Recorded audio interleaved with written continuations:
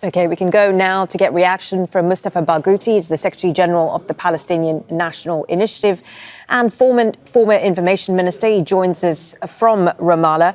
Mustafa Barghouti, good to have you on the programme. So your reaction, firstly, to this historic ruling by the ICJ. Is this the outcome you were hoping for? Absolutely. I think this is exactly what we were hoping for. And it represents not only a historical decision, it is a big blow to the Israeli side, to Israel as a state, as an establishment, as a government, as settlers. And it is a big victory to the Palestinian cause. From legal perspective, Israel is already indicted and condemned for its policies, for its occupation, for its settlements, for the illegal apartheid wall, for practicing apartheid. But the legal value of what happened is that this conclusion by the International Court of Justice, which is the highest legal structure in the world, has condemned all Israeli measures to try to claim that there is no occupation. It has confirmed there is occupation, and this occupation is illegal. It has affirmed one more time that Geneva Convention is applicable to the occupied territories. And it has said that the continuation of Israeli occupation is illegal and it has to end, and that all settlements are illegal and they have to vanish, and all settlements have to be removed. But also it obliged all countries of the world to respect this resolution and not to provide any support to Israel to continue this occupation. And Hello? Yes, I'm still here. Mustafa Barghouti, it's worth me pointing out this is an advisory opinion, not a binding one. Previous ICJ rulings, as you well know, have been ignored by Israel and its allies. As our political analyst Marwan Bashara put it a little earlier, do you feel that the Palestinian leadership is overly relying on international law for change for the Palestinian people? Because in reality, nobody seems to be listening or applying to anything. No. This is a very gloomy picture, I think, because international law has to be used. And it doesn't deny Palestinians other forms of resistance. And it would be a mistake to substitute all other forms of resistance with just international law. We have to use everything. But in my opinion, the value of this resolution is very big because it provides a very strong fundamental basis for demanding sanctions and boycott of Israel. Sanctions and boycott. Boycott, divestment, sanctions is now the goal. And I think it is the obligation now of the Palestinian Authority and anybody who supports the right of self-determination of the Palestinian people to demand immediate sanctions on Israel for violating international law. Yes, of course, it is an advisory opinion. We know that.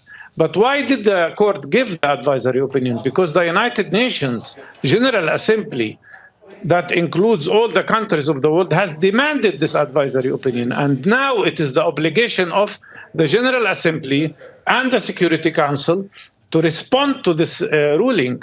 This has confirmed a very important basis, which is exactly what international law says about disputed issues. No more Israel can claim that occupied territories are disputed territories. No more it can claim that Geneva Convention doesn't apply to occupied territories. No more it can claim that there is no system of apartheid and racial discrimination against Palestinian people. But now it is our duty and the duty of everybody that respects international law to apply this resolution by demanding boycott, divestment, sanctions. I will not have hopes that the United Nations Security Council will do that, because we know that the United Nations Security Council is controlled by the American veto and maybe the British veto, I don't know.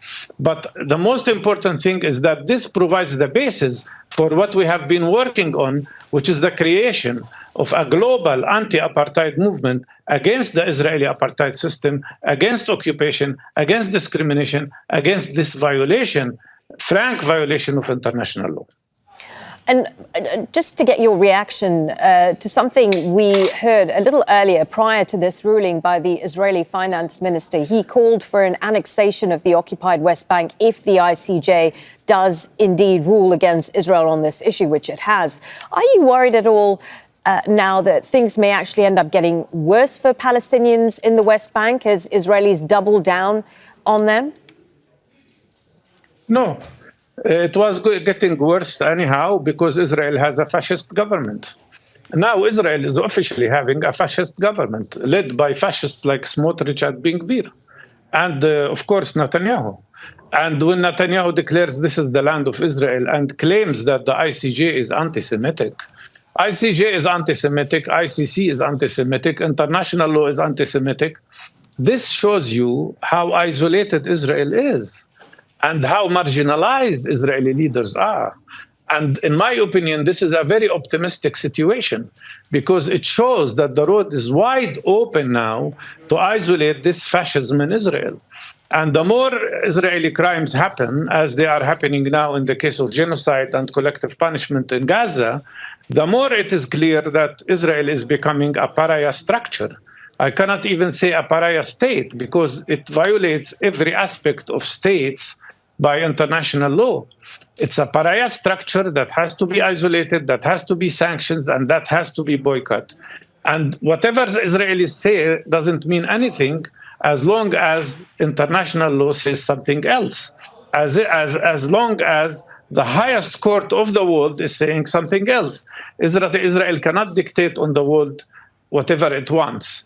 And in my opinion, now Israel will be more isolated than any time before. And this provides a very good basis for our struggle, for our freedom, for our self-determination, for ending this illegal occupation and ending and removing all these illegal Israeli settlements. Whatever Israel does will continue to lead to the more isolation of the Israeli government. And not only that, it will expose the double standard of the American policy and the double standard of any Western governments that continue to support Israel and refuses to apply sanctions on this violation of international law. Okay. Mustafa Barghouti, Secretary General of the Palestinian National Initiative, former Information Minister. Thank you so much for your time.